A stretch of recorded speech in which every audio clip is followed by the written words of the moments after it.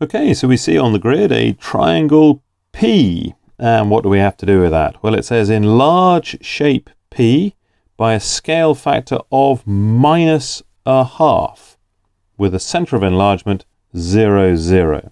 Okay, let's just think about this. So there's my centre of enlargement, 0, 0. The scale factor with a minus sign in it means that it's actually, as it were, the other side of the centre of enlargement, so the other side of 0, 0.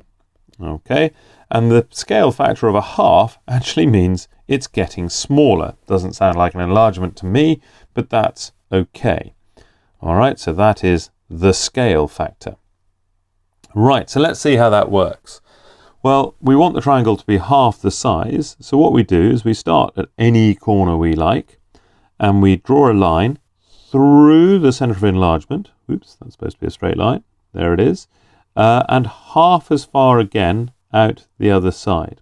Okay, so that's going to be there. Now, just have a look at that. So that's got a scale factor of, if you like, 1/2. And so that is a scale factor of 1/2. But it's out the other side. That's the minus sign. And then we take another corner and we again go through the thing and half as far again out the other side. And then we take the last corner of the triangle, there it is, and we go through the centre of enlargement, nice straight line, and half the distance out the other side.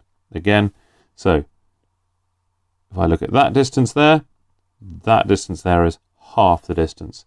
And you see that I've got a sort of an upside down triangle to draw now, which is what I hope you were expecting, and I get a little triangle like this. Now it's worth checking probably at this point that my triangle Q, it asked me to call it Q, really is half the size. Well look, it's 1 on its shortest side and it's 2 there was P, so that's half, and then a little bit of looking at it tells me that it's 2 units tall, and indeed it was 4 units tall there. So we have got that right, thank goodness.